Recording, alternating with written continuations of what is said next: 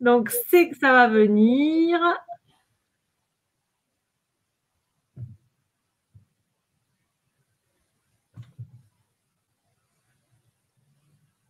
Voilà. Bonsoir à tous. Si, Gabriel, on est là, ne t'inquiète pas. Alors, bonsoir Gabriel, Dominique, Cathy, Morgane, Anita, Sophie. Salut tout le monde. Donc, que des femmes, dis donc, Magali, avec nous pour le moment.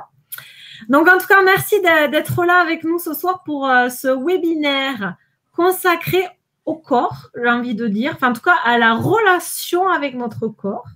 N'est-ce pas, Magali? Alors, voilà. Donc, pourquoi j'ai invité Magali? Parce que moi, je travaille énormément. Donc, pour ceux qui ne me connaissent pas, je suis coach professionnel et personnel. Et mon dada, c'est la confiance en soi.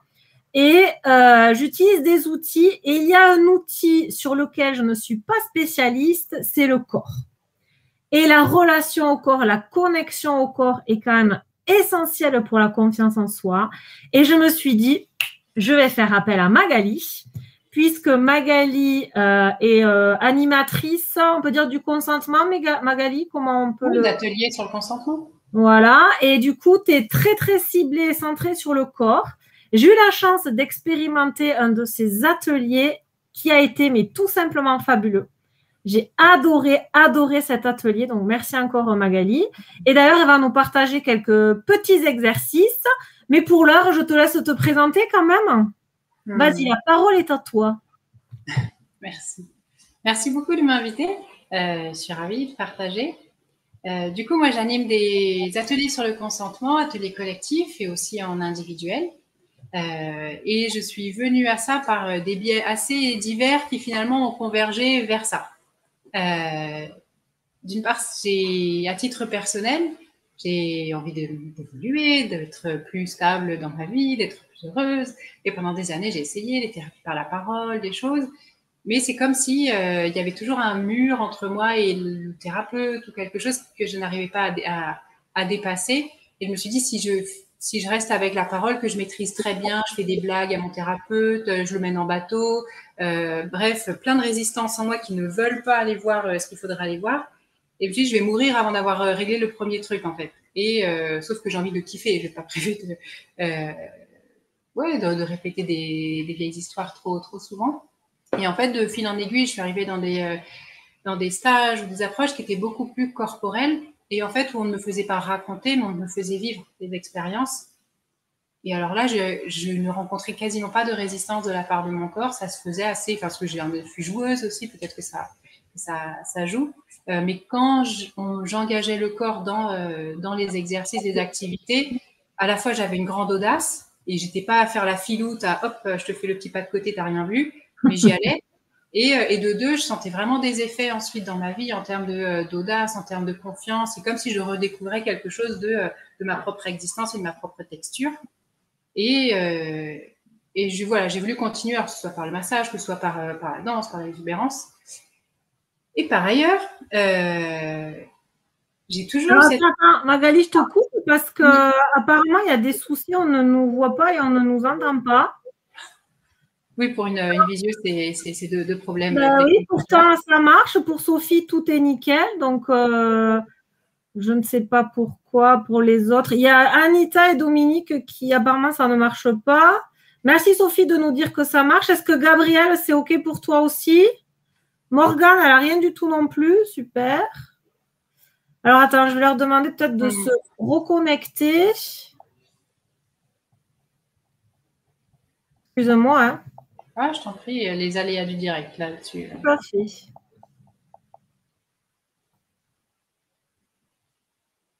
Voilà, ou tester un autre navigateur. Merci, Sophie.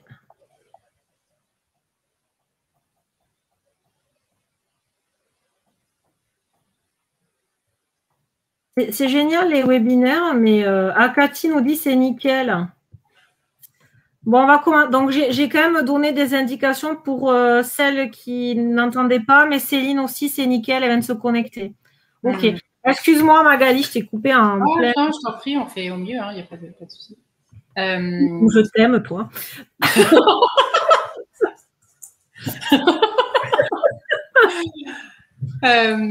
Du coup, voilà, je suis arrivée à la fois par mon propre constat d'échec quand je fais que de parler. L'autre chose, c'est qu'en même temps, je suis quelqu'un de très tactile. Je sortais avec un Anglais une fois qui m'a dit « You're the most tactile person I know ». Tu es la personne la plus tactile que je connaisse. Je me dis « Rien, qu'est-ce que je peux faire de ça aussi avec le corps? C'est tellement chouette ». Il a aimé ou pas quand même? Il aimait quand même ce côté tactile ou... Ah non, si. Mais tout anglais et réservé qu'il était, non, ça marchait bien. Et le dernier aspect, c'est que j'ai toujours eu cette question du choix. De me dire enfin, je crois pas en fait à puisqu'il m'est arrivé. C'est pour ça que je suis comme ça aujourd'hui. Ça peut être vrai, mais jusqu'au moment où tu as une prise de conscience et c'est le carrefour où tu as un choix. Il n'est pas facile et le changement n'est pas immédiat. Mais malgré tout, à partir du moment où j'ai une prise de conscience et des outils, j'ai le choix d'utiliser ces outils ou pas, en fait. De connaissances, alors, c'est une pensée assez radicale qui m'a valu des échanges un peu échauffés avec certains. Mais j'ai toujours cru. Et du coup, au moment où j'ai croisé le consentement et les approches par le corps, ça permettait de mettre en place, en fait, ces 3 dimensions. Puisque à la fois le consentement, on aura l'occasion de le rééchanger tout à l'heure, c'est une approche très active, c'est-à-dire du choix. On n'est pas dans consentement égal, je cède, je me résigne, mais je choisis. Et je choisis. Oui. J'ai une question parce que tout à l'heure tu disais un truc qui m'a fait tilt. Tu as dit que par la parole, en fait, c'était plus à l'aise. Enfin, c'était pas tes mots, mais en gros que c'était mieux par le corps que par la parole. Et la question qui me venait à l'esprit, c'est est-ce que pour toi, l'approche du corps, on peut aller plus loin que par le verbal? Est-ce qu'on fouille plus profondément en nous lorsqu'on fait appel à l'approche via le corps que par le mental ou autre? J'ai pas fait d'études comparatives, donc je me prononcerai pas d'une manière aussi tranchée. Par contre, par le corps, on vit d'autres expériences, on peut préparer le terrain aussi pour des approches par la parole. Ça dépend en fait de la pathologie ou de la situation que tu as. Mais par exemple, par la parole, tu peux essayer de comprendre. Et par exemple, on peut comprendre dans mes limites, je peux comprendre les principes. Par contre, à quel moment je vais aller les expérimenter? À quel moment je vais me confronter? Donc, je peux me confronter en faisant des exercices, mais par le toucher, là, c'est tout de suite ma limite personnelle, elle est très clean. On la comprend. Il y a d'autres approches aussi. Alors là, c'est plus dans le monde du trauma et c'est pas nécessairement ce qu'on voit ensemble, mais de dire pour soigner ma partie qui a la confiance, c'est oser en fait. Et oser, c'est ne pas avoir peur. Et pour ne pas avoir peur, il faut que je me sente en sécurité. Et en fait, pour soigner une partie du trauma, c'est comment je refais une expérience fondamentale, radicale, au plus profond de mon corps, de sécurité. Et dans des approches notamment par alors j'appelle ça le toucher nourrissant, mais c'est ce qu'on appelle la calinothérapie aussi par ailleurs. Comment je revis une expérience corporelle proche dans un environnement hyper sécure. Hyper sécure parce qu'on ne pratique que le consentement. C'est-à-dire que dans ces approches, dans cette heure de toucher, il ne se passe rien que la personne n'a pas demandé. On s'entraîne et on pose une limite. Et du coup, le corps revit une expérience de sécurité progressivement. On peut commencer à s'apaiser. Le monde n'est plus l'environnement dangereux que j'ai appris à traduire, en fait, que j'ai appris à percevoir. Et du coup, on a aussi tout ce qu'on peut avoir du mal à aller voir par la parole parce que ça nous fait flipper. Si je développe un sentiment supérieur de sécurité, peut-être que j'oserai plus. Donc ça, c'est la première chose. Et la deuxième chose, c'est de s'entraîner. Je peux bien me dire oui, mais n'hésite pas à demander des trucs à la personne. Bah, dans les ateliers consentement et par le corps, on s'entraîne à se dire non, à recevoir du non, et encore, et à le dire, et à redire non, jusqu'à sentir que, ok, peut-être que je suis plus en panique, parce que la panique, c'est jamais rien d'autre qu'un truc physique. Je peux synthétiser là pour les gens, parce que tu sais, moi, je suis hyper synthétique.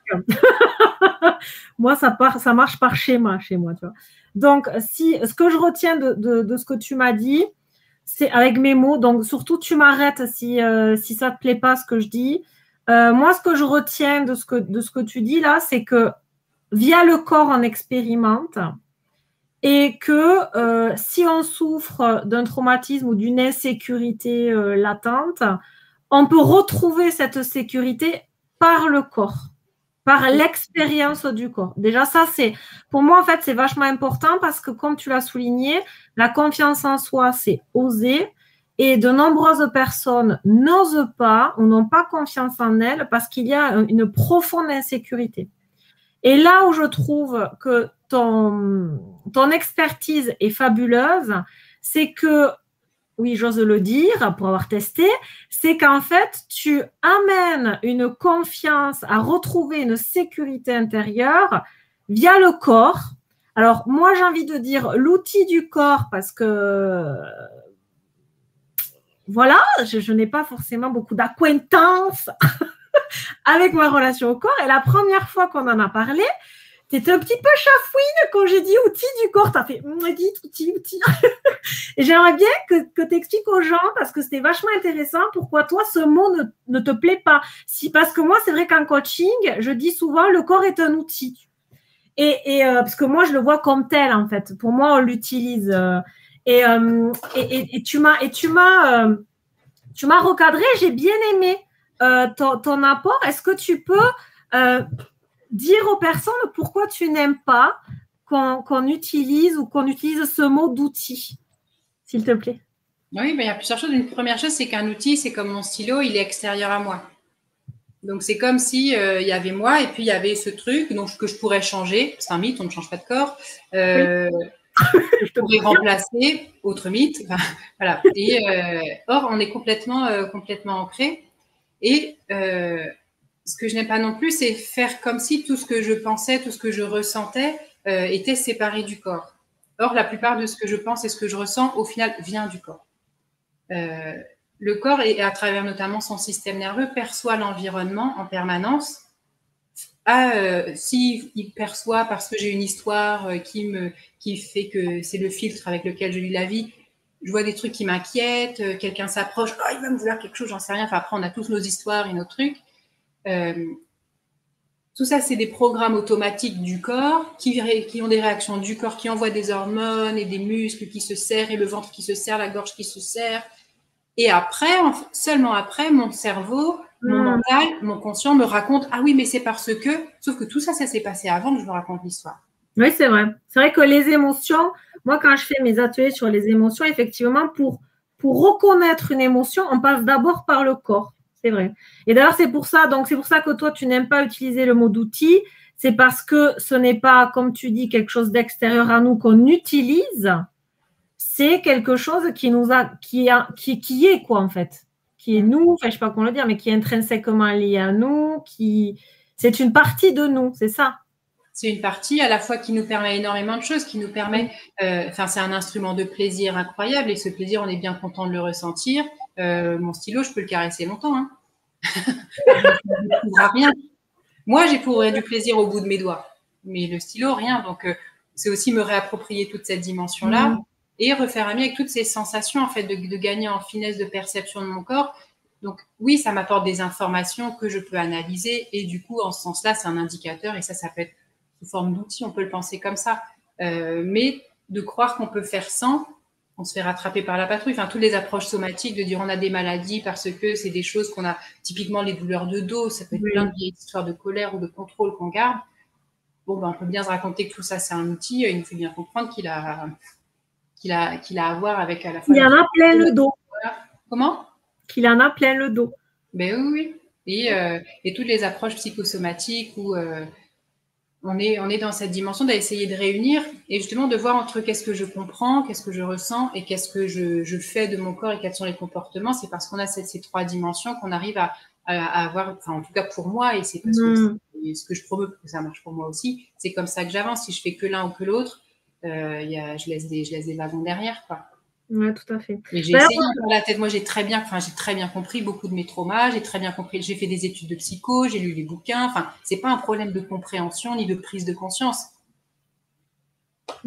Sophie nous dit que c'est un outil intelligent. Je crois qu'elle te provoque. D'ailleurs, je voulais quand même préciser à tous les participants que tu as la gentillesse de nous offrir. Donc, tous les participants recevront demain. Donc, l'éveil des mains, c'est comme ça que tu l'as appelé. Donc, c'est, comment on appelle ça? C'est un enseignement, une méditation, C'est une pratique guidée. Pratique. Et vous m'avez vu jouer avec un stylo, donc quand vous écouterez l'audio, normalement, ça réveillera quelque chose. Et en fait, c'est une des pratiques fondamentales de consentement. Je le présente un petit peu?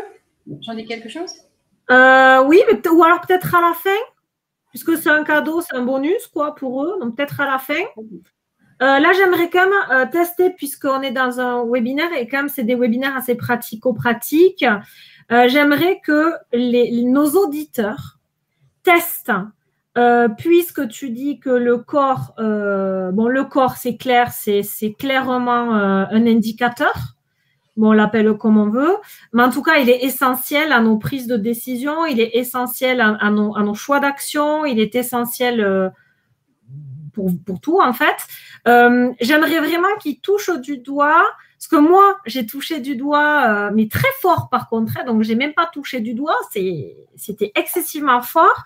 Quand j'ai fait ton atelier, donc tu vas présenter l'exercice. Juste pourquoi je souhaite que les gens testent cet exercice, c'est parce que véritablement, on sent avec cet exercice, on sent que c'est le corps qui nous parle.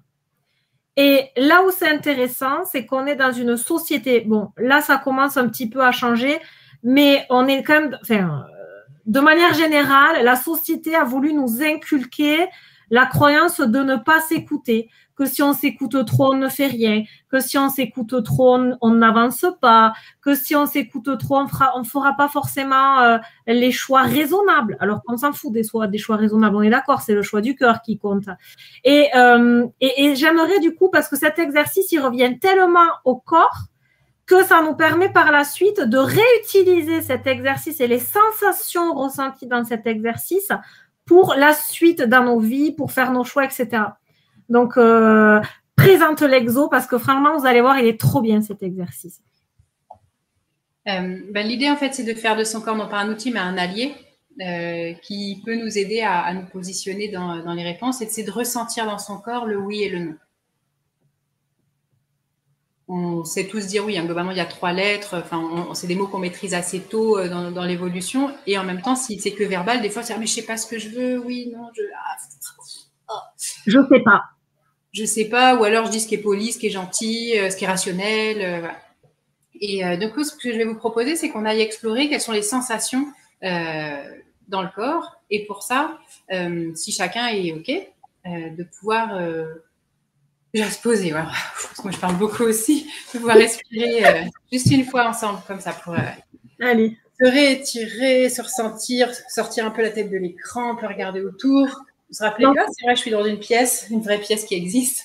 Ce qui est bien avec les gens, c'est qu'on ne les voit pas, ils peuvent se mettre tout nus, danser dans la pièce. Comment ça marche, on me voit. Mais nous, on me voit. Bon. Ensuite, si pour certains, c'est OK de fermer les yeux, parfois on ressent mieux, mais si vous ressentez mieux en les gardant ouverts, là-dessus, c'est vous qui voyez ce qui vous permet d'avoir la meilleure sensation. Et ce que je vais vous proposer, c'est de trouver une phrase qui pour vous est vraie. Un truc vraiment indéniable. Donc, par exemple, moi, je m'appelle Magali. Ça, c'est indéniable. Ou je suis en Bretagne en ce moment. La Bretagne est magnifique. C'est indéniable. Ou je fais 1m62. Trouvez une phrase qui, pour vous, est absolument vraie. Je vous laisse, on se donne voilà, une quinzaine de secondes pour trouver.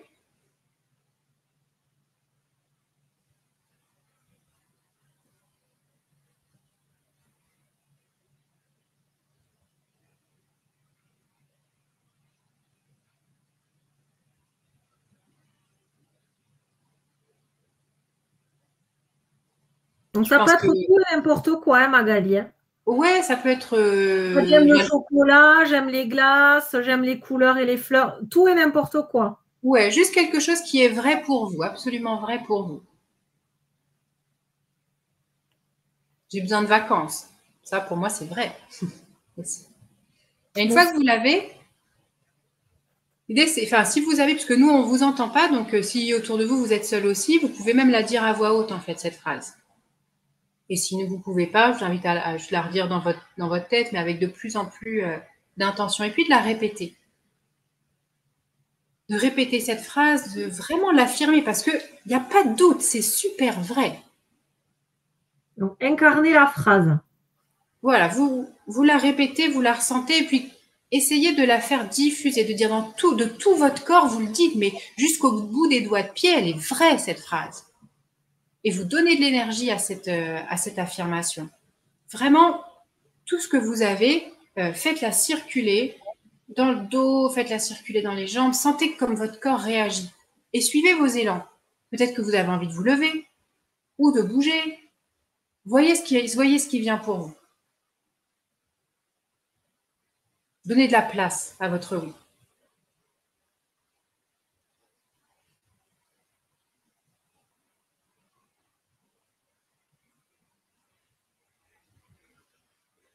Bon, ok. Maintenant, je propose de laisser aller cette phrase. Et puis, on va laisser aller aussi les sensations qu'on a pu avoir. Donc, je propose soit de souffler, voire de secouer les mains, secouer le corps pour la laisser partir. Des fois, j'aime bien sauter. Alors là, je suis assise, mais je peux sauter aussi. C'est moins pratique, mais ça le fait. Voilà, évacuer. Et maintenant, je vous propose de trouver quelque chose qui est faux. Vraiment, par exemple, je m'appelle Jean-Pierre. Ça, c'est faux. Ou je suis une grande blonde. Voilà. Quelque chose. Bon, t'as vu, c'est très nourriture, hein, ça reste très nourriture. Et quelque chose vraiment qui est tellement pas vrai que vous ne pouvez pas vous empêcher de dire non, ça bien sûr que non, c'est pas vrai. Et du coup, pareil, gardez cette phrase et continuez à la faire tourner. Faites-la visiter dans l'épaule, dans le dos, et avec force. Donnez-lui une intensité de cette phrase, non, elle n'est pas vraie. Et pareil, vous pouvez la redire à voix haute. Et vous pouvez la dire de plus en plus fort si vous voulez, si vous pouvez vous le permettre autour de vous. Voyez ce qu'elle exprime. Et pareil, si vous avez des élans, si vous voulez vous lever, laissez parler cet élan-là. Voir où ça se trouve dans votre corps, ce nom.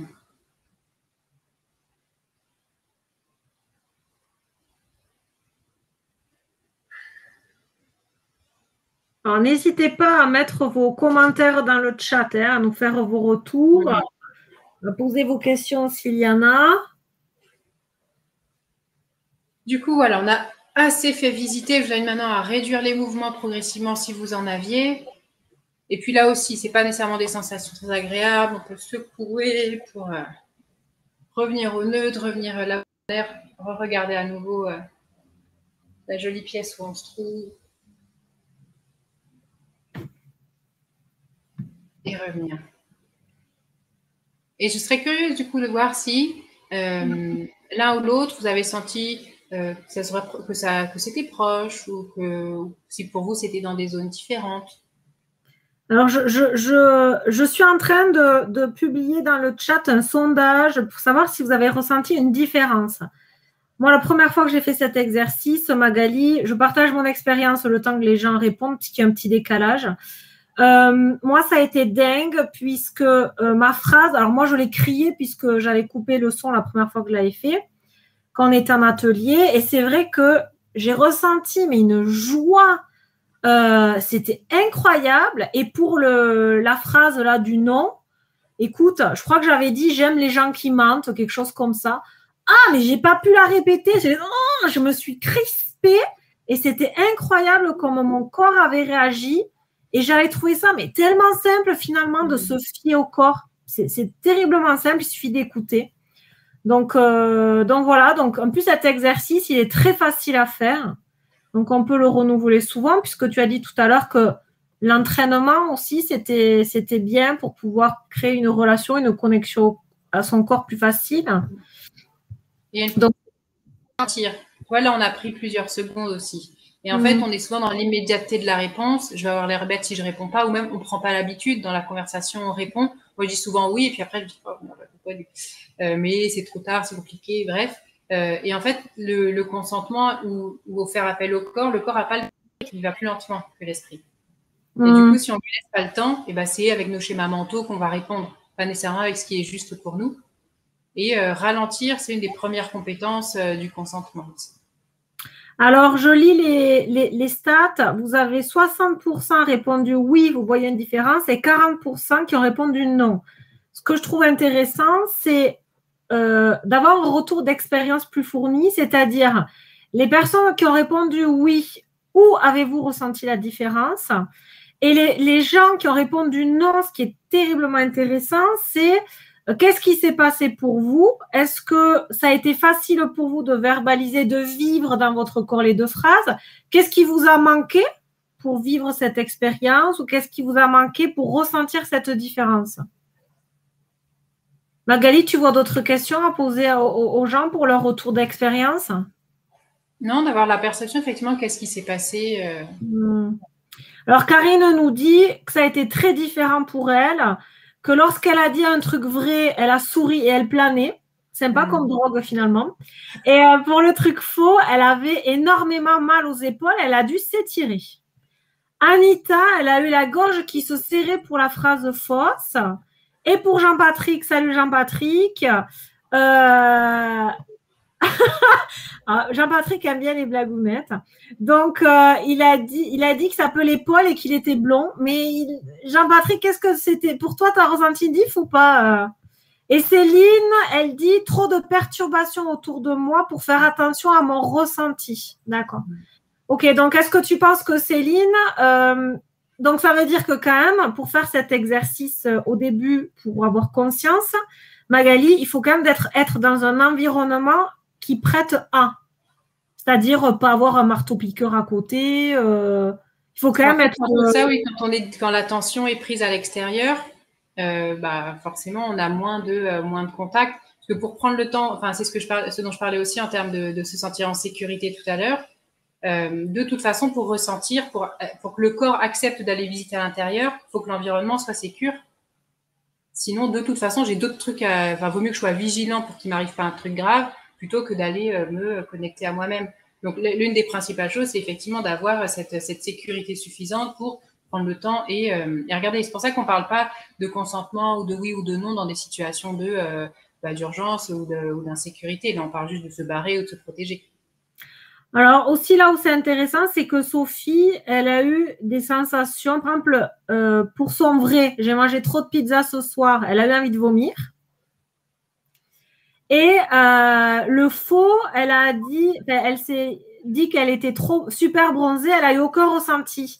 Moi, je me pose là la question, est-ce que pour ressentir les choses dans son corps, est-ce que quand même on doit aller chercher des phrases qui touchent à nos valeurs? Parce que par exemple, dire…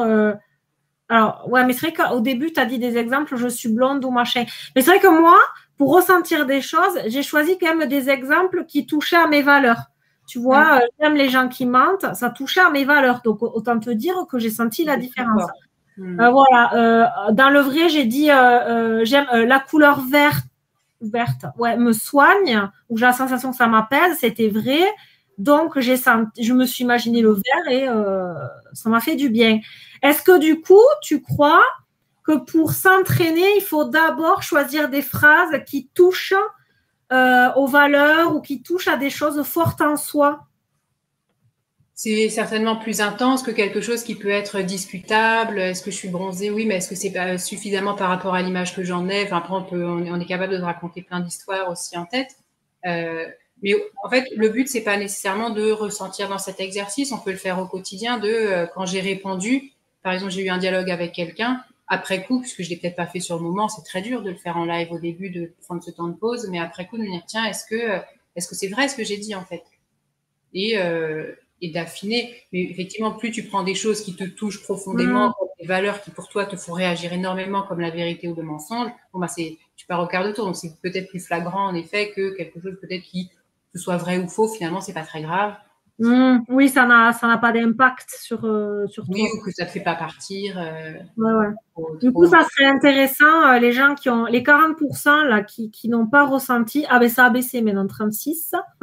Donc, ça serait intéressant pour les gens qui n'ont pas eu de ressenti de refaire peut-être l'exercice avec des phrases choc dans le sens qui est importante pour eux, qui touche à leur valeur peut-être, ou à leur identité. Voilà, tu vois, Morgane, comme elle a eu les mêmes sensations que moi, c'est-à-dire que la phrase négative, elle a impossible de la répéter à haute voix, tellement que ça l'a prise. Et elle Et effectivement, elle a choisi des phrases qui touchaient à ses valeurs. Donc, oui, je pense que et plus ça touche pour soi. Ouais, au début, peut-être, c'est plus facile. Oui, pour le côté flagrant, et puis bien penser à évacuer après, de ne pas repartir avec un truc éclairant. Clairement. Et ensuite, oui, c'est de. En fait, le but, c'est pas tant de réussir ou pas réussir cet exercice. Ce qu'il faut en retenir, c'est simplement que ça demande un temps de pause, que ça demande de se sentir suffisamment en sécurité aussi, et qu'on peut le faire après coup pour se tester soi-même. C'est une sorte d'hygiène progressivement pour gagner cette sensibilité. Et Sophie dit qu'elle le fera à jeun, parce qu'elle a mangé trop de pizza. Donc... Est-ce que vous avez des questions? Alors, n'hésitez pas à poser vos questions dans le chat. Magali se fera une joie d'y répondre. Je voulais, moi, alors j'en profite en attendant les questions. Donc, tu sais, moi, Magali, là, en ce moment, je travaille beaucoup sur les blessures. Donc, j'ai créé un programme sur ça. Et je suis confrontée à des clientes qui, par exemple, tu sais, ce que j'appelle dans les faits plaisir, les drivers, ce sont des personnes, en fait, qui n'arrivent pas à poser leurs limites, qui n'arrivent pas à dire non, notamment à leur conjoint. Je pense, par exemple, lorsqu'il s'agit de l'intimité. Par exemple, on est devant la télé ou on est au lit, on se couche, et puis tu as ton conjoint ou un partenaire, que ce soit homme ou femme, de toute façon, c'est pour tous les deux pareil, qui commence un petit peu à venir te titiller, et toi, tu n'es pas forcément disponible, ni disponible émotionnellement, ni physiquement, et beaucoup, en tout cas au niveau des femmes, puisque c'est quand même aussi la sociétale, et beaucoup de femmes se disent en gros, je vais attendre que ça se passe, mais elles y vont, alors qu'elles n'en ont pas envie. Est-ce que toi, si par exemple, il y a une personne qui vient à toi en te disant cette problématique, qu'est-ce que tu peux lui apporter comme outil, ou qu'est-ce que tu peux lui dire pour qu'elle prenne pour qu'elle ose justement poser ses limites? Il y a beaucoup moi, je ne me spécialise pas sur le couple spécialement, plus sur des dynamiques relationnelles. Donc, c'est vrai que, ne serait-ce que sur le désir ou sur la relation, il y a beaucoup de choses qui se travaillent dans le couple du matin au soir pour que ce désir se coordonne. Mais d'un point de vue purement de consentement, la tristesse, en fait, du oui, quand on n'a pas spécialement envie, c'est que si je prends le fait que mon domaine, tout ce qui m'appartient, mes envies, mes désirs, mon plaisir, c'est à l'intérieur de ma zone, chaque fois que je laisse quelqu'un rentrer, alors que je n'en ai pas spécialement le désir, pour moi, c'est comme si ça mettait quelque chose de négatif dans la relation. Pour moi, il y a un ressentiment qui se nourrit progressivement et donc qui peut peser sur le sentiment. Et l'autre chose, c'est à force de mettre à disposition mon corps en dehors de mon propre désir, je prends le risque de me couper en fait de mon propre désir. Et de ton corps par la même occasion. Le désir, il est très, oui, il vient par le sens que je donne et il vient aussi par la sensation. On parle souvent du plaisir comme d'un triangle où c'est la rencontre du stimulus, donc ça peut être une caresse, quelque chose, c'est de l'attention que j'y mets et du sens que je donne. Typiquement, une caresse sur l'épaule, si c'est mon amoureux qui l'a fait juste avant de se coucher ou si c'est un mec dans le métro que je ne connais pas, c'est le même stimulus, je vais y mettre la même attention, par contre, c'est pas du tout le même sens. Du coup, mon plaisir lui-même ne sera pas du tout le même. Du coup, si on part dans cette relation où je laisse faire quelque chose à mon corps que je ne désire pas, quel est le sens que je donne à ça? Donc, on sait que le plaisir va être difficile puisque je vais être dans une forme de ok, fais-le, mais c'est un service que je te rends. Donc, dans cette dynamique-là, ça peut être compliqué d'avoir le plaisir. Et l'inconvénient, c'est que quand je suis quand je laisse faire sans choisir de laisser faire, parce qu'on peut aussi, avec joie, donner son corps à disposition, de bon cœur, de dire, écoute, fais-de-moi ce que tu veux, je kiffe. Et après, voilà, c'est un choix. Et après, moi, je te ferai des trucs parce que j'ai très envie. Mais si c'est juste, j'ai pas spécialement envie, mais ok, fais-le. Mais un oui de résignation, là, on n'est plus dans le consentement. Et si on n'est pas dans le consentement et qu'on laisse faire, moi, la question que je pose, c'est d'une part, où est-ce que tu es? Donc, tu es dans une posture de quasi-victime dans laquelle on n'a pas envie d'être. Mais surtout, si toi, tu es là, où est-ce qu'est l'autre personne? Moi, je t'interromps parce que quand on s'est vu la première fois qu'on a parlé de tout ça, là, tu as dit une phrase que j'ai trouvée magnifique et donc que j'ai notée. Tu as dit, le consentement, c'est devenir conquérant de son propre plaisir. Je trouve que c'est une très belle phrase. Et pour moi, alors, moi, dans le coaching, j'emploie pas ce mot de consentement, mais pour moi, le consentement est lié aux limites et aux besoins. Et on avait parlé, tu avais dit un truc, c'était quand j'agis, pour qui je fais l'action. Et tu vois, en fait, mine de rien, tu nous donnes des outils. C'est-à-dire que pour moi, là, ce que tu es en train de faire, tu nous donnes des outils, enfin des outils via le corps, c'est-à-dire quand je fais une action, je check mon corps avec le oui, non. Et l'exercice qu'on a fait là permet de voir les sensations qu'on peut avoir avec oui, j'ai envie, non, je n'ai pas envie, par exemple. Et ensuite, là, on peut laisser aussi la place un peu au mental. Moi, c'est vrai que je suis plus dans le mental. C'est quand j'agis, donc quand je choisis pour qui je fais l'action. Est-ce que c'est pour moi? Et là, donc, on est en plein consentement, finalement. Ou est-ce que je peux choisir de faire pour l'autre aussi? On est toujours, mais de le faire en conscience. Voilà. Ou est-ce que je fais pour l'autre, mais dans le sens, tu sais, dans le sens sournois de faire plaisir.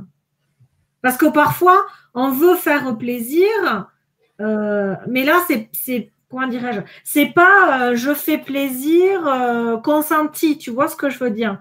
Moi, ce que j'entends, c'est que c'est pas un cadeau que je te fais de bon cœur. C'est je mets une pièce parce que derrière, je souhaite en récupérer une autre. Exactement. Ça, et ça, on le voit souvent dans les couples où, donc je reviens aux blessures, excusez-moi, donc les personnes souffrent de dépendance affective.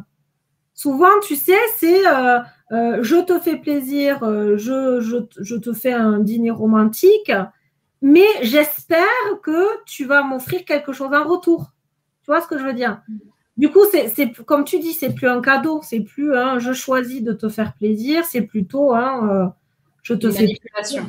En fait, ça, c'est ce qu'on appelle ça de la contrebande de désir, qui est que je veux quelque chose, mais par contre, je ne veux pas prendre le risque de le demander. Du coup, je vais passer par la bande. Tu peux répéter, parce que déjà, c'est très joli, la contrebande du désir, déjà. Voilà, est-ce que tu peux répéter ta phrase, parce qu'elle était pleine de sens, s'il te plaît? Je désire quelque chose, mais en faisant l'économie du risque de le demander. Retenez bien cette phrase, parce qu'il y a énormément de personnes qui raisonnent comme ça. Ah, mais on peut faire la liste, et c'est ce qu'on fait dans les ateliers un peu plus longs. On fait la liste de tout ce qu'on fait, enfin déjà de pourquoi on fait ça. Peur d'être rejeté, peur du non, peur d'avoir l'air salace, peur d'avoir l'air d'avoir trop d'expérience. Pour une fois, ça se fait peut-être pas d'avoir trop d'expérience. Enfin, pareil, c'est sociétal, ou pas assez, ou de demander un truc à côté de la plaque. Enfin, on a plein de raisons de ne pas demander, et globalement, ça reste autour de peur du rejet, peur de la moquerie, peur de ne pas être aimé ou d'être jugé. L'abandon, ouais. Et du coup, tout ce qu'on fait à la place, là aussi, donc, qu'est-ce qu'on est créatif? Ça peut aller de je laisse la petite plaquette de là où j'ai envie de partir en vacances sur la table, on ne sait jamais. Je laisse une page internet allumée sur l'ordinateur sur des pratiques sexuelles que j'aurais envie de faire, mais je sais pas fait exprès de laisser ça ouvert. Ouais. Ou je boude, ou j'agresse. Enfin, agresser, c'est aussi ne pas demander et faire.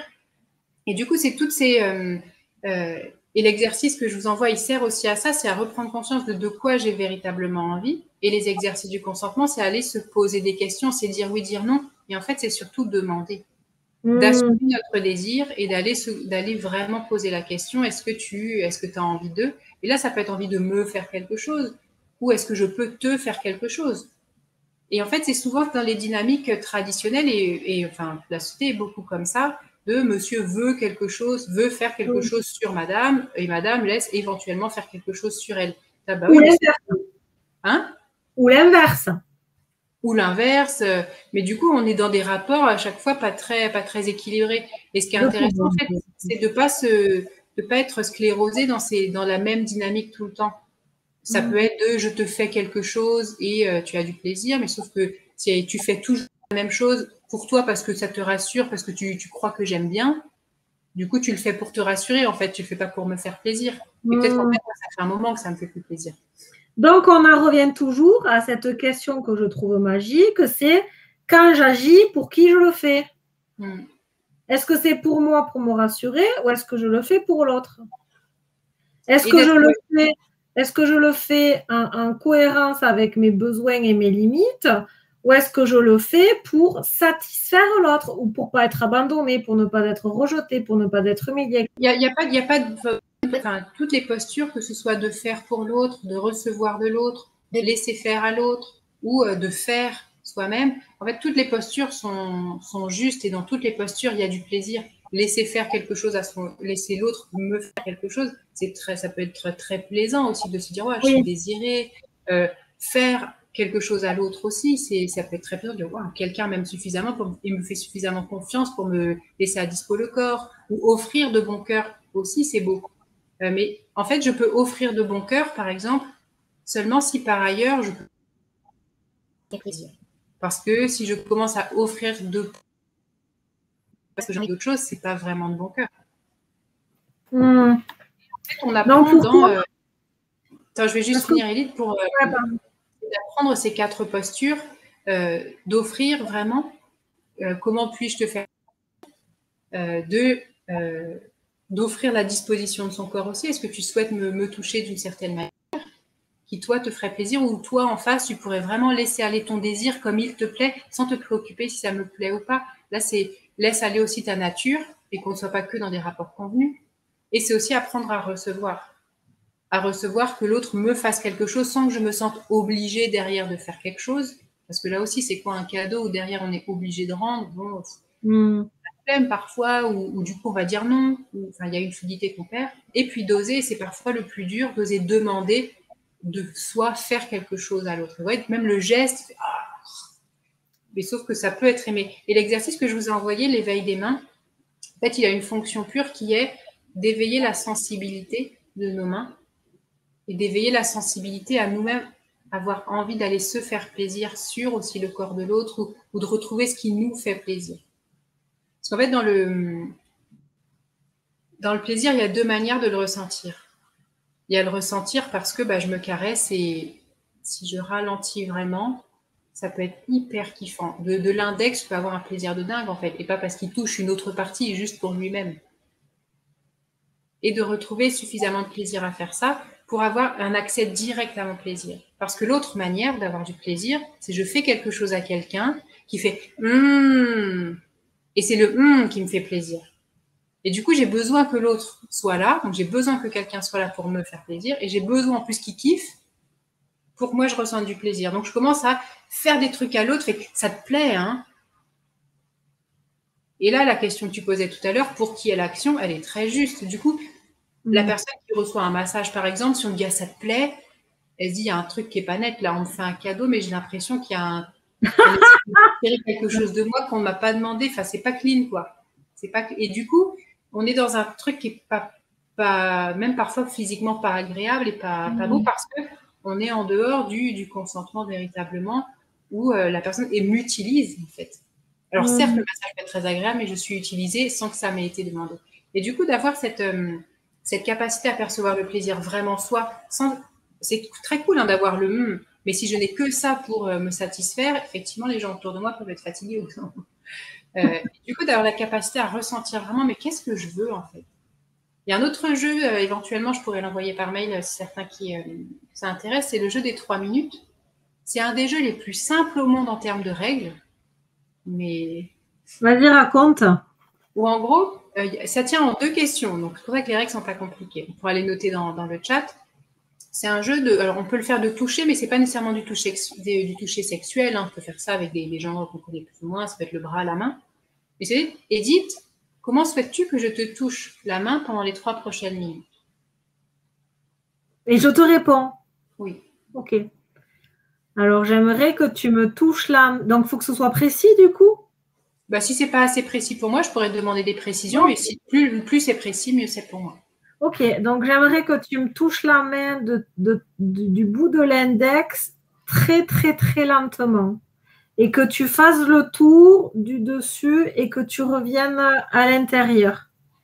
Du coup, avec une pression très légère, Ouais. en ligne ou en faisant des... En faisant des zigzags. Et que tu partes du bout des doigts et que ça aille même, tu vois, dans le creux. Et que je fais le tour de chacun des doigts. Ouais.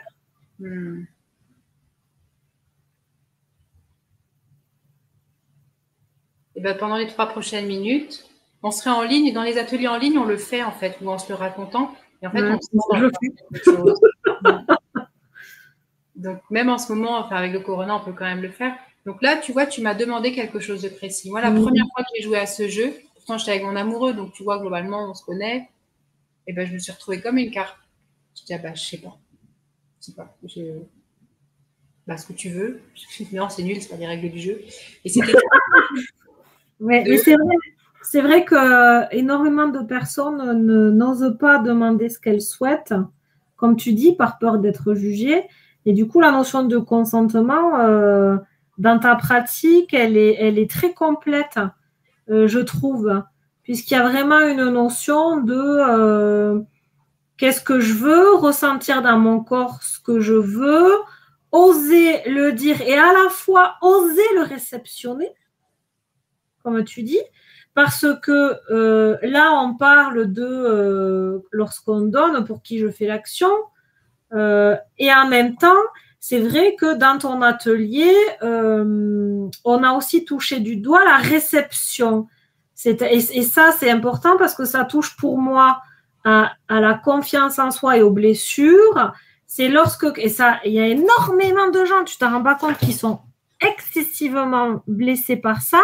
C'est savoir réceptionner un oui et savoir réceptionner un non. Tout ça, tu peux nous en parler aussi, parce que c'est assez fort aussi, ça. Bah, ce que j'aime en fait dans le jeu qu'on vient de faire, c'est que finalement, si ça avait été de te toucher les orteils, pardon, moi je suis moins à l'aise avec ça, j'aurais pu aussi m'entraîner à te dire non et le ressentir. Et en fait, tout à l'heure, quand tu disais si mon conjoint vient et que j'ai pas envie, la question qu'on peut se poser aussi, ce serait qu'est-ce qui ferait que tu as envie? Alors l'idée, c'est pas de supporter, de trouver le truc qui ferait que ça passe, mais qui ferait que tu aurais un désir, enfin que tu aurais un plaisir sincère en fait à participer à cet échange pour que ce soit un vrai échange aussi. Et du coup, entre le mais ouais, grave et le jamais de la vie, non, d'aller visiter toutes les postures intermédiaires entre eux. Oui, grave, parce que c'est pour moi, je veux partir en vacances demain, je suis prête. Ah oui, ok, parce que j'ai envie de passer un moment avec toi et que ça me fait plaisir de contribuer à ton plaisir. Ou non, mais oui, ok, mais qu'est-ce que tu peux demander en fait? Et de commencer à négocier. Pas négocier pour que ce soit pas trop pire, de négocier pour que ce soit agréable. Ça peut être pas maintenant, ça peut être alors, si on parle de sexe, ou de prendre le temps, ou d'être plus lent, ou de le faire avec ou sans, et de se poser la question où est mon désir à moi, où est ma volonté? Et on sépare beaucoup dans le consentement, je veux et je veux bien. Je veux, c'est ce qui vient de moi en fait. Je le veux pour moi, c'est pour mon plaisir. Je veux que tu me fasses ça pour mon plaisir. Tu as le droit de me dire non, je dis je veux de manière très dure, mais ça peut être non. Ou je veux faire ça pour mon plaisir. Je veux aller chercher des cerises dans ton jardin parce qu'elles ont l'air trop bonnes. Est-ce que tu es OK? Et il y a ce que je veux bien. Si je veux bien t'aider à ramasser tes cerises dans ton jardin parce que tu as trop de travail toute seule et je veux bien passer mon samedi après-midi à le faire avec toi. Et du coup, je veux bien, c'est ce que je suis d'accord de faire avec l'autre, mais de bon cœur. Et en fait, cette notion de bon cœur qui est un peu old school, en fait, elle est importante. Si à partir du moment où je me dis, oh, elle abuse, bah ok, qu'est-ce que tu as besoin de demander pour que tu n'aies plus le sentiment que la personne abuse? Oui, parce que parfois, on n'a pas envie. Moi, je pense par exemple au déménagement. Je pense à ça aussi. C'est vrai, c'est ouf. Tu as un ami qui t'aide à déménager. Là, moi, déjà, dans ma tête, je me dis, il va falloir que je lui rende l'appareil. Déjà, c'est automatique chez moi. Alors que ça me fait chier de faire un déménagement, mais ça me fait chier. C'est bon, voilà. Donc, quand un ami déménage, je me dis, bah, bien sûr que je vais t'aider. Mais tu vois, à mon fort intérieur, ça se tiraille parce que, alors, je le fais de bon cœur, je le mets entre guillemets, parce que je le fais de bon cœur parce que tu es mon ami et que je veux t'aider, mais en même temps, déménager, ça me fait chier. Donc là, même au niveau du corps, des fois, tu as du mal à te lever le matin, tu te dis, ah, j'espère qu'il y aura du monde. Enfin, et même là, effectivement, c'est important ce que tu soulèves parce que parfois, on est même programmé, même le bon cœur est parfois programmé. Hein. En fait, d'un sentiment d'obligation et du coup de dire, en fait, c'est mon envie de contribuer qui me fait dire oui, mais peut-être que j'ai d'autres manières de contribuer. Ça peut être, est-ce que peut-être que je peux aller l'aider à emballer ses assiettes, ce qui n'est pas très drôle à faire non plus, ou l'aider à emballer ses livres, ou peut-être que je peux l'aider à faire le ménage à la fin quand tout a été porté parce que ça me saoule de porter ou j'ai mal au dos, ou peut-être que ça peut être l'aider à ranger ou lui apporter le deuxième soir quand tu es tout seul face à plein de cartons et que tu es un peu démoralisé. Et ben là aussi, d'être là avec la pizza, pourquoi pas, alors pas en manger trop, mais ou d'aider à ranger. Enfin, et finalement, de se dire qu'est-ce qui serait, dans quoi j'aurais plaisir à participer, peut-être de dialoguer pour arriver à faire un truc. J'ai envie de faire un truc avec toi et j'ai envie de t'aider dans ce déménagement parce que je sais que c'est chiant à faire. Est-ce qu'il y a autre chose que je pourrais faire qui te serait utile? Et parfois, les gens n'osent pas demander non plus, de dire c'est déjà tellement chiant, ils sont déjà tellement sympas de venir m'aider à déménager que je vais pas en plus les embêter avant ou après. Sauf que moi, ça m'arrive d'avoir des copines qui viennent faire les assiettes avant. Quand ça fait 3 semaines que tu fais des cartons, franchement, le faire avec un petit verre de vin à une copine, ça fait plaisir, quoi. Et finalement, elle vient pas le jour J et puis c'est cool. Tu sais que finalement, ce qui compte, c'est dans l'affection, elle est là, la relation, elle est toujours là, c'est pas contre l'autre. Et j'ai maintenu le lien, j'ai fait acte de mon envie d'être avec l'autre, mais tout en préservant le fait que porter des trucs qui font 8 tonnes et me claquer les genoux, ça me fait non, en fait, j'aime pas. Ouais, ok. Est-ce que vous avez des questions dans le chat? Parce que les gens t'écoutent et ils oublient de poser des questions. Je profitais pour allumer la lumière, je vois que je suis un peu sombre. Ouais. Alors allez-y, n'hésitez pas à poser des questions à Magali, c'est le moment ou jamais.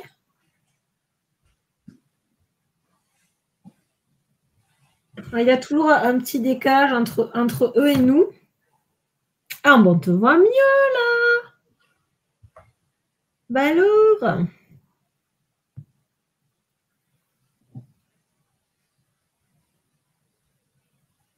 En attendant qu'ils posent des questions, est-ce que tu veux nous parler de l'éveil des mers ou parce que tu nous en as parlé un peu tout à l'heure, est-ce que tu veux rajouter des choses? En fait, c'est une des pratiques qui a été créée par Betty Martin.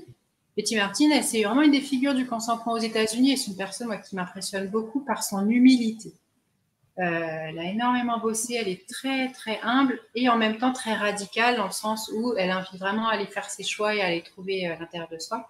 Et cette pratique, elle l'utilise dans tous ses ateliers, on le fait.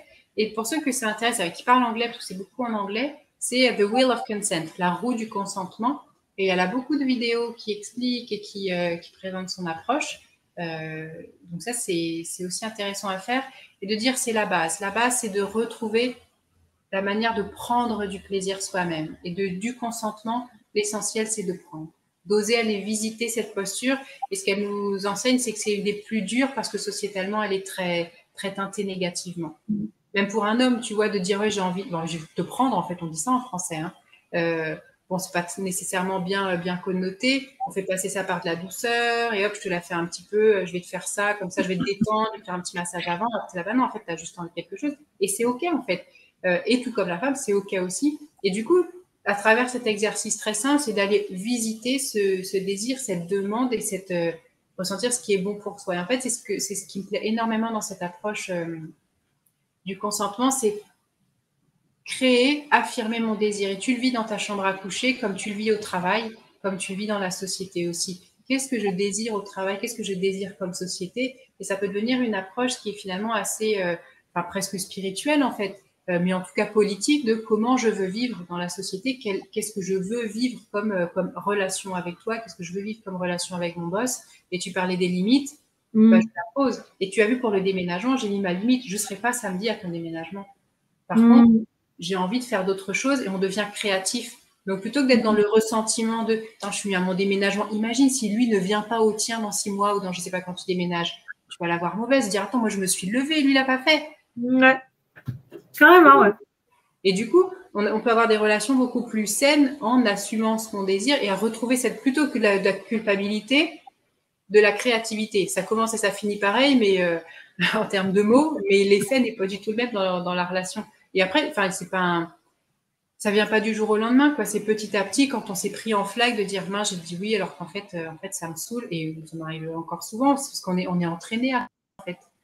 Mais de petit à petit, qu'est-ce que j'aurais envie, en fait?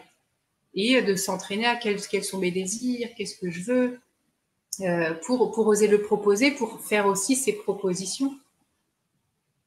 Et c'est ce que j'aime beaucoup, en fait, c'est d'aller trouver où bah ouais, je sais aller me faire plaisir moi aussi, sans avoir besoin de l'autre, sans avoir besoin de son retour, et d'assumer ce que je veux moi aussi, pour équilibrer les relations, sans attendre que l'autre devine, sans attendre qu'il cède, sans attendre que...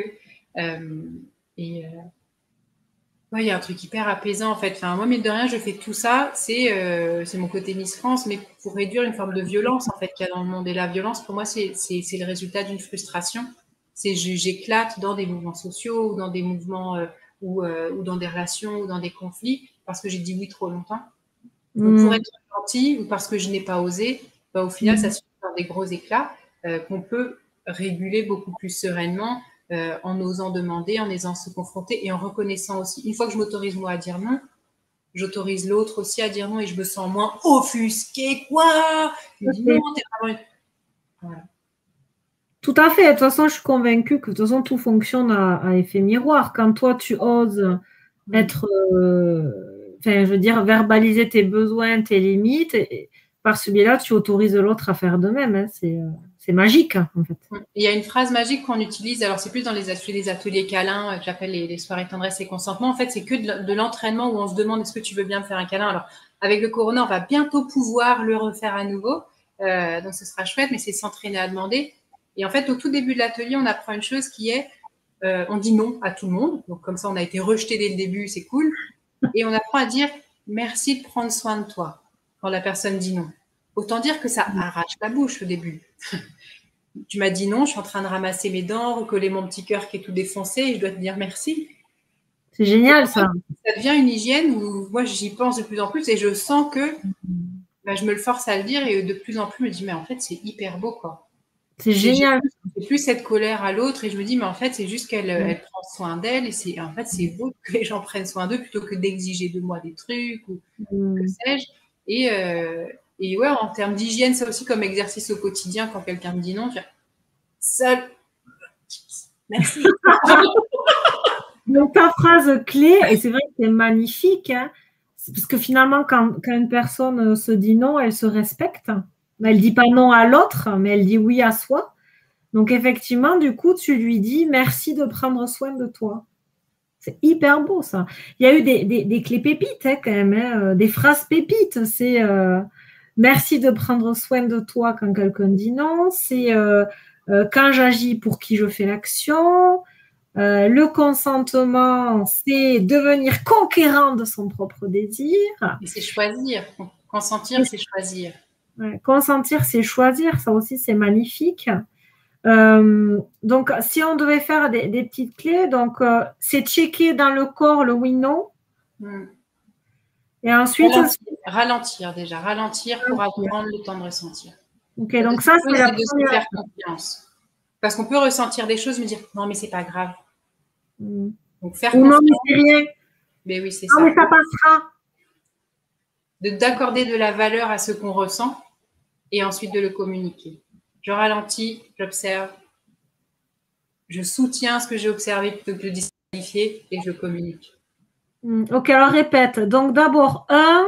Ralentir. Ralentir. 2. Observer.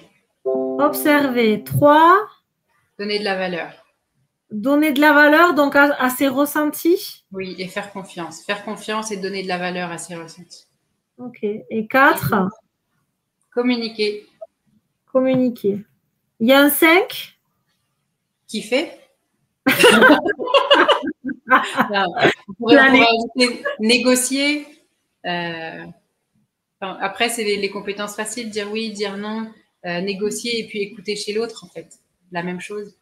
D'avoir cette même ouverture, cette même douceur vis-à-vis de l'autre. Puisque une fois qu'on a connaissance de ces choses-là, on pourrait commencer à exiger d'autres. Mais qu'est-ce que tu veux? Dis-moi, mais tu n'es pas capable de me dire ce que tu veux. Alors moi, je t'ai dit. Mais en fait, c'est hyper dur pour tout le monde et c'est une des choses les plus vulnérables et c'est bien pour ça qu'on ne le fait pas. Du coup, en fait, c'est une approche qui est énormément de cœur, en fait, de compassion et de voir comment chacun, on se met en risque humain hyper fort, quoi. Et comment on peut s'accompagner pour écouter et pour prendre le temps de que l'autre aussi ressente et me dise.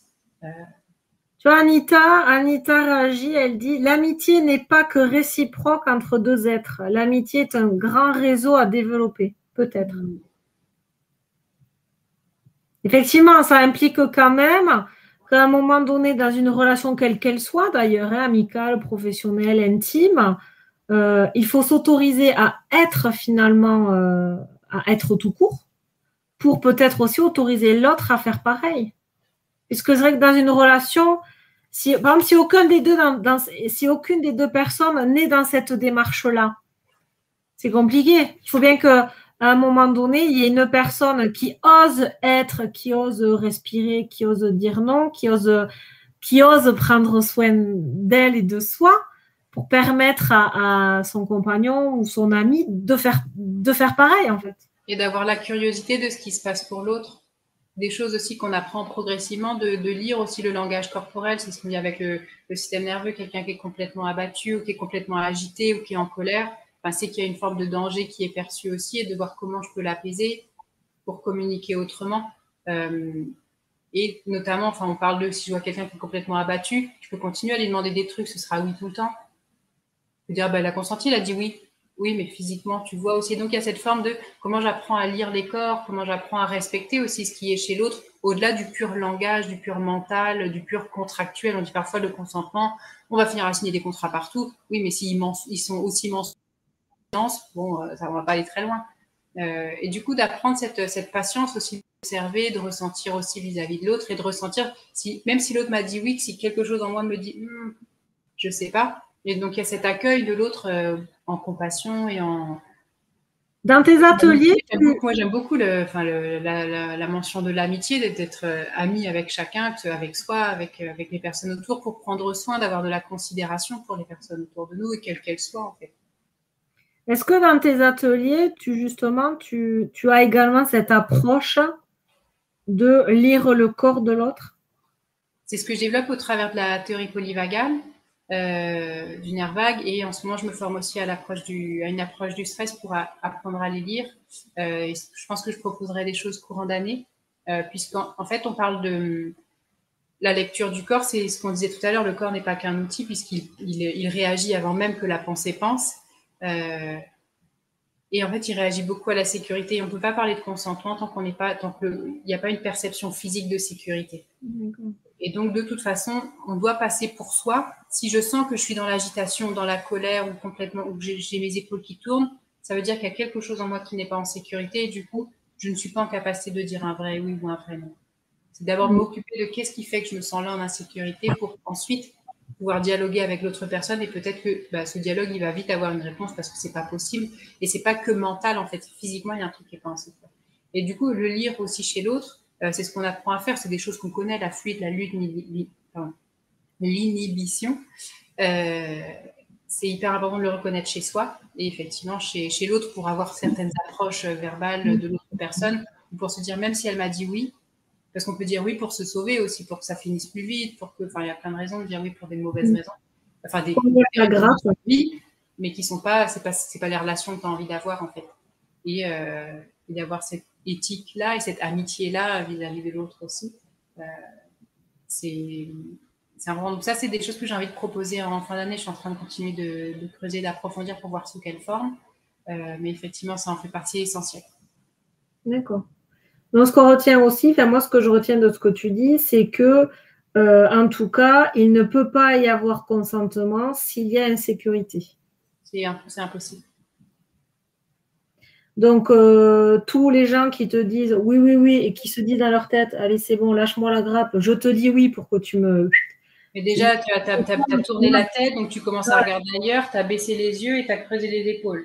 Enfin, tu as au moins trois éléments et la répétition, donc un peu une forme d'agitation. Bon, voilà, déjà, tu sais que la personne là, elle est dans un langage entre la fuite, l'inhibition, on est plutôt dans la fuite là, quoi. Ah, c'est intéressant ça. Hein.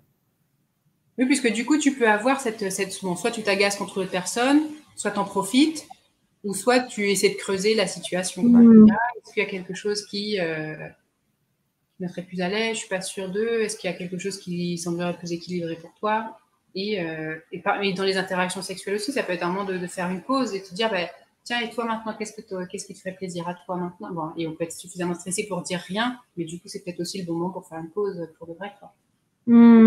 La relation de manière beaucoup plus belle, en fait, aussi, en prenant soin de là où je suis maintenant. Et c'est dans ces moments de vulnérabilité, plus que la qualité de l'interaction sexuelle, c'est dans les moments de doute, en fait, que tu construis, qu'il y a quelque chose de très beau et qui soigne, en fait. Quand on parle de soignante ou du toucher qui nourrit, c'est dans ces moments-là aussi. Ok. Est-ce qu'il y a des questions? C'est la première fois lors de webinaire où il n'y a pas forcément de questions. Mais c'est vrai qu'en même temps, le consentement conceptualisé, on n'en entend pas souvent parler en fait. Enfin, moi, j'avais jamais suivi d'atelier sur le consentement. J'avais jamais, en tout cas, j'avais jamais entendu verbaliser une notion sur le consentement. Et c'est très intéressant. Et finalement, ça touche à énormément de choses qu'on trouve par ailleurs, hein, les besoins, les limites, l'intégrité, la confiance en soi. On touche aux mêmes notions, sauf que ça a mené différemment. C'est vraiment très intéressant. Donc, est-ce qu'il y a... Oui, pardon. Oui, je dis sur des bases simples, entre le oui, le non, demander, respecter. Donc, le cœur est assez simple, mais finalement, quand on va creuser, quelles sont les dynamiques relationnelles, quels sont mes freins, ce que je me raconte, ce que je n'ose pas me voir, ne pas oser dire, ne pas oser demander, c'est très... Et c'est déstabilisant, en fait, aussi, parce que on ne l'a pas nécessairement perçu jusque-là. Et du coup, dans les ateliers, soit de s'entraîner par la parole, et les mois aidants et le corona partant, de pouvoir s'entraîner aussi par le corps. Et d'un côté, un lieu de jeu, en fait, c'est ça aussi que j'aime beaucoup, c'est que le consentement, on en parle beaucoup dans des situations de non-consentement, c'est assez lourd, et finalement, de remettre quelque chose qui, ça peut être léger, ça peut être joyeux, et c'est créatif, et on peut y retrouver du plaisir, en fait, dans cette audace, une fois qu'on a passé le moment le moment de flip, en fait, le moment de vulnérabilité, qui est hyper libérateur, hyper joyeux, qui peut naître, en fait, et avec des gens, quelque part des filtres qui tombent aussi avec des gens qu'on ne connaît pas nécessairement bien, et qui a en pratique, qui est superbe, en fait. Alors, tu vois, pardon, excuse-moi. Non, je t'en prie. Non, vas-y, finis, excuse-moi. En fait, j'avais fini et j'ai perdu le fil, donc ça m'arrange.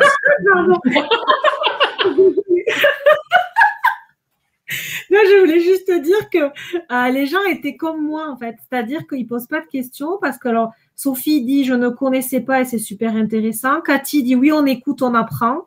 Gabrielle dit « oui, très intéressant ». Sophie renchérit en disant « oui, le consentement pour les tâches du quotidien ». Et c'est vrai, c'est dingue, c'est incroyable. Le consentement, en fait, on devrait vivre avec cette notion de consentement pour des micro-tâches, quoi. Enfin, pour des... C'est dingue. Je donnais l'exemple il n'y a pas longtemps mon amoureux a eu des problèmes de dos et bon, c'était très dur pour lui de rester debout. Du coup, j'ai fait l'infirmière. En plus, ma mère est infirmière, donc je me sentais vraiment investie de cette mission. Sauf que moi, je suis pas du tout tâche ménagère. Enfin voilà, c'est pas mon truc et j'ai pas d'enfant, donc c'est vrai que j'ai pas tout ce truc moi d'habitude et c'est vrai qu'au bout de 2 jours, j'étais bon, il commence à se lever et je me suis vue en train de faire la vaisselle et de me dire, il fait chier et tout. Et puis je me suis dit, en fait, peut-être que je peux arrêter de râler, lui demander si on peut partager autre chose. Peut-être que du coup, je vais plutôt que me faire et à manger et la vaisselle, peut-être qu'il peut éplucher des trucs pendant que je fais ça. Et là, ça m'a détendu. Du coup, il s'est mis à éplucher un peu des machins. Je me suis dit, là, maintenant, je fais la vaisselle, ça va un peu mieux. J'aurais pu ronchonner, puis tu sais, je peux être bien aigrie. Oui, bon, aigrie, toi. Oui, je sais bouder. Enfin, je mets la totale. Et on a passé une soirée hyper mignonne où j'ai pu dire, en fait. Et lui aussi, puisque c'est pas non plus agréable d'être en service quand tu sens que l'autre est un peu tendu et que tu peux pas faire mieux. Et du coup, je suis hyper contente, en fait, d'avoir pu apporter cette demande. Dire qu'est-ce qui ferait que là, je suis contente, sachant qu'il peut pas faire grand-chose, et de demander jusqu'où il peut aller, et de faire ce truc, de pas me dire non, mais c'est pas grave, faut que je m'occupe, il faut rien du tout. Faut qu'on passe un bon moment, c'est tout. Tu vois, moi, j'ai vraiment la sensation que ce que tu dis pour moi, c'est exactement ce que moi je fais en coaching, mais que ton approche est beaucoup plus douce. Et beaucoup plus, ouais, c'est beaucoup plus doux. Et du coup, ça rend la chose très intéressante parce que ça permet d'intégrer en douceur, d'expérimenter en douceur, et c'est quand même assez agréable. Mais en fait, on peut comprendre vite et comprendre de manière percutante. Mais par contre, intégrer dans le corps, en fait, c'est notre partie qui flippe. Enfin, d'oser dire. Enfin, et vraiment, c'est des programmes. Enfin, je sais pas d'où viennent, mais certains, c'est très ancien et on peut pas y aller on peut pas y aller trop fort, quoi. C'est vraiment se faire refaire l'expérience de la sécurité, refaire l'expérience de l'audace, en fait, et de voir que je meurs pas après, que c'est toujours ok, que la personne elle m'aime toujours. Et en fait, tu vois, on a envie d'en sourire, mais sauf que la part de nous qui pense vraiment ça, elle sourit pas du tout, elle fait pour de vrai, quoi. Et du coup, c'est vrai qu'il y a que dans le temps, dans les ateliers, on passe beaucoup de temps à poser les règles, poser le cadre, pour que chacun se soit suffisamment en sécurité pour oser aider, enfin oser faire les choses. Sinon, on va fanfaronner, on va faire des blagues. Enfin, comme je fais avec les psys, comme je faisais avec les petits que je voyais, où je leur expliquais leur métier, ou nanana, enfin, tout pour pas rentrer dans le fond, quoi. Le rire du pendu, on appelle ça. Comment? On appelle ça le rire du pendu. Quand tu ris, alors qu'en fait, au fond de toi, tu es mal à l'aise. Mais tu te rends même plus compte que tu es mal à l'aise, parce qu'il y a un personnage fanfaron qui sort tout de suite. Et du coup, il faut nécessairement de la douceur pour apaiser cette partie-là. Et ça n'empêche pas de jouer et de rigoler, mais sur un niveau un peu plus profond, en fait. C'est nécessaire, en fait, de créer cette douceur et cette sécurité pour oser aller là. C'est authentique. Ce sont des moments que tu offres authentiques. Ouais, bah, c'est ce que les participants aiment beaucoup. Enfin, surtout avoir des moments super beaux avec de parfaits inconnus qui parlent même pas ma langue. Et en fait, c'est ce que j'avais ressenti et j'ai eu une patate quand je suis partie de ton atelier. Tellement que mon amoureux m'a dit, mais qu'est-ce que t'as, quoi? Enfin, tu vas te calmer là parce que c'est 10h du soir, je sais pas quelle heure c'était. Enfin, ça m'avait mais réénergisé de dingue parce qu'effectivement, effectivement, il y avait cette, on sentait cette sécurité, cette douceur. C'était assez impressionnant. Et donc, je vends tes ateliers. Et du coup, je me dis, mais les gens, parce que là, on a des gens de tous bords, hein, on a des gens du sud, de Massy, je crois que Jean-Patrick, enfin d'Orléans. Donc, tu es d'Orléans, tu fais des ateliers sur Orléans, mais est-ce que tu vas maintenir quand même quelques ateliers en ligne pour les gens qui ne peuvent pas venir à Orléans? Oui, ben en fait, c'est un peu la découverte. Je disais tout à l'heure, on arrive à avoir des sensations physiques à distance. Donc, il y a l'atelier sur l'initiation au consentement où là, on se pose des questions, on pratique pas. Donc ça, je vais le garder à distance. Sur le système nerveux, j'ai envie de proposer quelque chose à distance aussi. Et sur le consentement aussi. Donc, l'idée, c'est d'avoir les deux modes à distance et en présentiel. Et surtout que ce que j'ai découvert aussi, c'est qu'il y a des gens qui sont vraiment pas à l'aise avec le toucher et de savoir que ça peut être à distance, ben, finalement, c'est pas mal. Et un des plus beaux cadeaux, c'est une personne qui disait, bah, écoute, moi, je serais pas venue, en vrai, mais je suis contente de l'avoir fait là. Et en fait, là, maintenant que ça se termine, ben, en fait, j'aurais bien aimé qu'on soit ensemble. Ouais, et là, je me dis, bah, c'est chouette. Enfin, ça, c'est quand tu arrives à créer le cadre. Donc, oui, à distance et oui, en présentiel, je suis en train de voir les protocoles, machin, pour que j'aille pas en prison et qu'on meurt pas tous des Covid. Mais je pense à partir du temps, on va pouvoir faire un truc chouette. Mais c'est pour ça, moi, c'est comment je peux me sentir en sécurité si j'ai peur d'attraper des trucs, quoi. Ça fait pas. Donc, c'est pour ça que j'ai attendu tout ce temps-là et on va pouvoir, je pense, bientôt revivre. Okay. Non, c'est cool. C'est cool. Moi, je suis contente parce que je pourrais faire les deux. Donc, je suis contente. Bon, en tout cas, écoutez, ça fait quand même déjà presque 1h15 qu'on est ensemble. On va laisser quand même Magali vadrouiller parce qu'à la base, elle est en vacances. Et écoute, je te remercie beaucoup de toutes ces informations. Je pense que tu as ouvert une voie clairement sur ce qu'est le consentement, parce qu'on n'entend pas beaucoup parler. Tu vois, il n'y a pas eu beaucoup de questions. Donc, comme a dit... qui c'est qui a dit ça? On écoute, on apprend. C'est Cathy qui a dit ça. Donc, effectivement, c'était très, très intéressant. Moi, je crois beaucoup ta pratique et je crois beaucoup en toi aussi parce que pour moi, tu incarnes énormément ce que tu racontes. Et pour moi, c'est très important pour une thérapeute, une coach, je ne sais pas ce qu'on dit, enfin, comment on le dit, une animatrice en consentement, je ne sais pas le libellé adéquat, mais en tout cas, ça me plaît beaucoup. Et du coup, je te remercie beaucoup de m'avoir offert ton temps, ton énergie, tes compétences, ton savoir, ton être aussi. Donc, merci beaucoup, Magali. Et surtout, merci également à vous d'avoir été là, d'avoir été présent, d'avoir testé les outils. Je vais vous envoyer un mail d'ici demain où vous aurez les coordonnées de Magali pour suivre son actu. Et puis également, donc, l'éveil des mains, donc l'exercice, la pratique guidée dont tu nous as parlé tout à l'heure. Donc voilà, je pense qu'on va se quitter là, ça fait 1h15. Tu te sens comment, Magali, là? Alors, je suis très reconnaissante d'avoir échangé. Enfin, je suis très joyeuse, en fait. J'aime beaucoup échanger avec toi et puis sur ce thème, en fait, enfin, pour moi, ça vous parlait des valeurs tout à l'heure, ça nourrit vraiment mes valeurs profondes. Donc, voilà, en fait, je me sens à la fois émue, joyeuse, en gratitude et excitée. C'est cool. Oui, en fait, j'ai envie de, je me dis que ça me donne de l'énergie pour continuer, pour créer tout ça. Ah oui, mais fais donc. Céline dit, tu vois, faire un atelier où l'on expérimente le nom, c'est très intéressant. Sophie dit, merci d'avoir consenti à nous parler de tout ça. Cathy, merci à toutes les deux, vous êtes rigolotes. Merci Cathy. Karine, merci, super, bonne soirée, bisous à vous du Jura. Donc, merci à tout le monde. Céline, merci pour cet apprentissage très intéressant. Donc, tu vois, merci beaucoup, merci à vous, merci à toi Magali. Jean-Patrick aussi qui nous dit merci pour cette soirée instructive. Et merci à tout le monde, c'était super sympa. Et puis, câlin d'amour. Et puis, Magali, hâte de poursuivre, de te suivre en tout cas, de suivre ton aventure, de voir les prochains ateliers. Enfin, en tout cas, moi, je te suis. Voilà. Allons-y gaiement. Oui, merci beaucoup à nouveau, Edith. Merci. Avec plaisir. Morgane, pour répondre à ta question, parce qu'elle me dit comment rester en contact avec Magali pour les ateliers. Morgane, tu recevras un mail demain avec les contacts pour la suivre, sa page Facebook, son site, etc. Voilà, vous aurez toutes les informations nécessaires. Je suis en train de formaliser un peu tout ça et du coup, voilà, entre maintenant et l'automne, il y aura pas mal de nouvelles infos. Ou si vous voulez vous inscrire sur la page Facebook ou sur mon site, ça permettra de. Mais je crois que voilà, vous aurez toutes les infos demain. N'hésitez pas à vous abonner et puis on reste en contact. Super. Merci. Belle soirée à tous. Bonne soirée. Des bisous d'amour. Ciao.